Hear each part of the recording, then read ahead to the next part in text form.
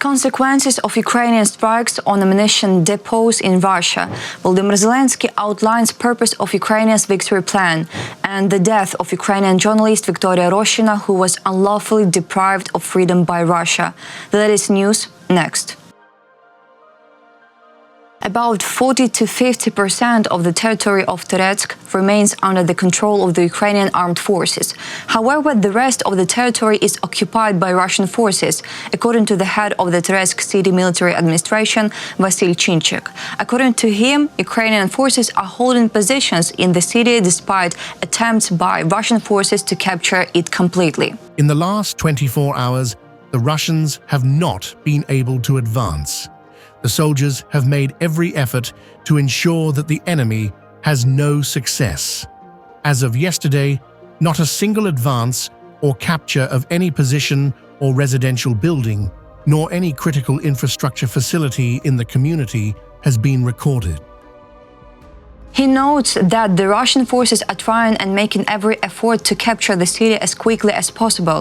He added, it can be said that approximately 40 to 50% of the city is under the control of the armed forces of Ukraine.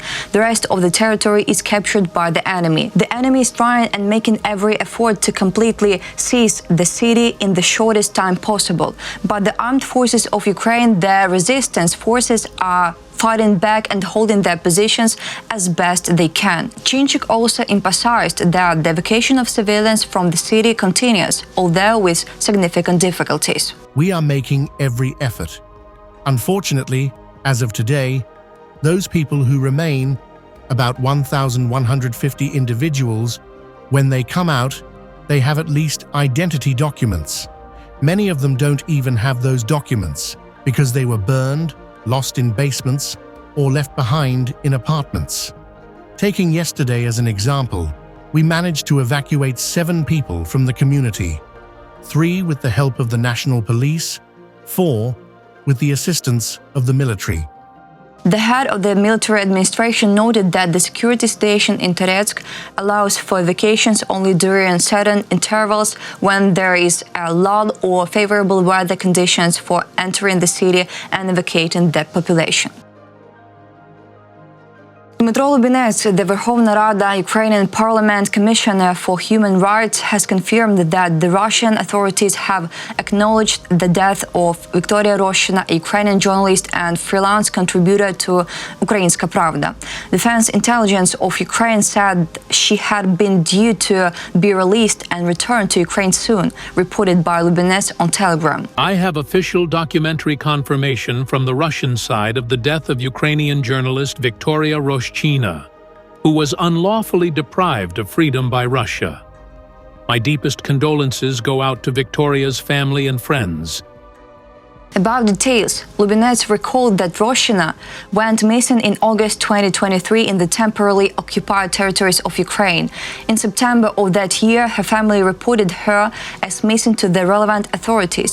The Human Rights Commissioner's office also received a request from her family. It was not until May 2024 that Russia admitted that Roshina had been detained and was being held in custody in Russia. This was confirmed by the International Committee of the Red Cross, ICRC. Lubinets added, once again, a person whose detention in Russian captivity had been confirmed by the ICRC has died. Why this young woman died while in Russia captivity remains unknown. He said he had informed the UN and ICRC so they can document Roshina's death, emphasizing that she had been unlawfully detained by Russia. Unlawful detentions and abductions of journalists are a Russian weapon against freedom of speech. Russia has once again violated the Geneva Conventions and international humanitarian law.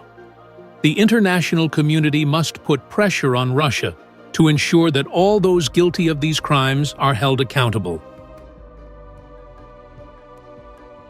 Russian forces have shelled the Odessa region with ballistic missiles, resulting in the death of 4 people and injuring 10 others, according to the head of the Odessa Regional Military Administration, Oleh Bilan. The enemy attacked the Odessa region with ballistic missiles. 4 people, including a teenager, were killed, he said. According to the head of the administration, the attack in the Odessa district hit a 2-story building where civilians lived and worked. There's people trapped under the rubble. Rescuers from the State Emergency Service saved 4 people, but unfortunately 3 others died beneath the debris.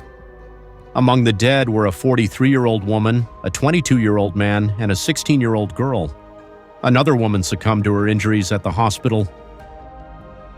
Additionally, 10 people sustained injuries, with 9 of them hospitalized. 4 people are in serious condition. 10 individuals received psychological assistance at the scene, the regional head said. About shelling of Odessa, Russian forces have increased the frequency of attacks on Odessa and its surrounding areas in recent weeks. On the October 9th, Russian occupiers launched a missile strike on the Odessa region, targeting port infrastructure. A civilian vessel flying the Panamanian flag, the container ship Shui Spirit, was damaged. Initially, it was reported that 5 people had been killed and 8 wounded. Later, the death toll rose to 6. By October 10th, the number of fatalities from the missile strike on the Odessa region had increased, with the wounded man succumbing to his injuries in the hospital.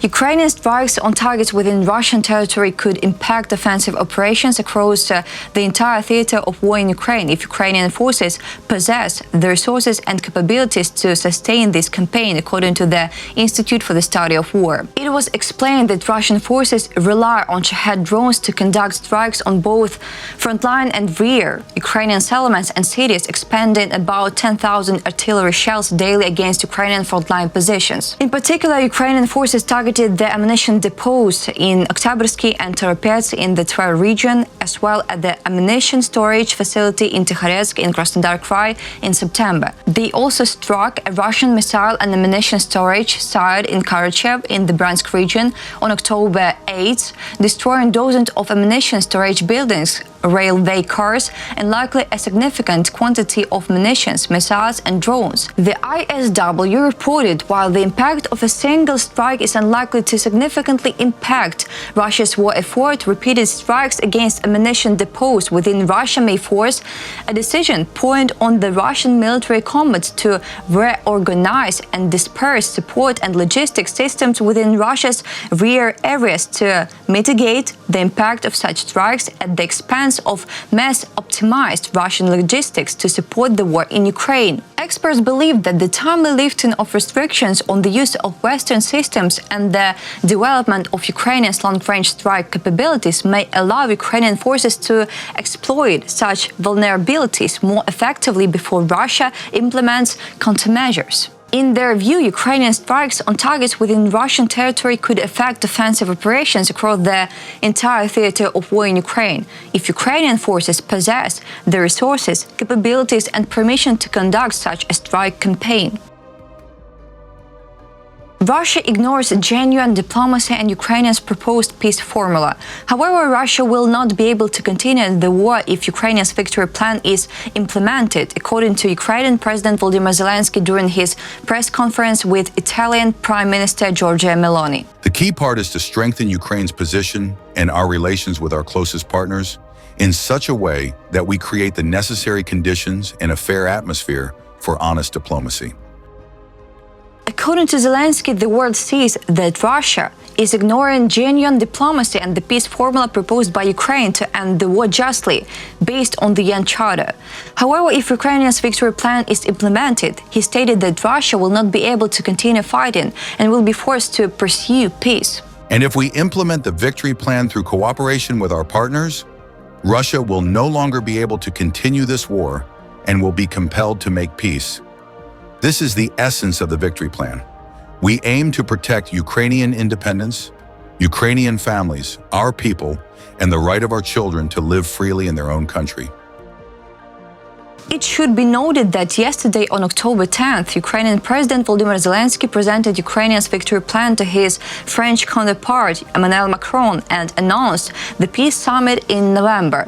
In addition, it is worth mentioning that in a documentary on Ukraine's Western path, Zelenskyy said that Ukraine hopes to become a member of the European Union sooner than projected. That's all for today. Thanks for watching this video. Like and subscribe.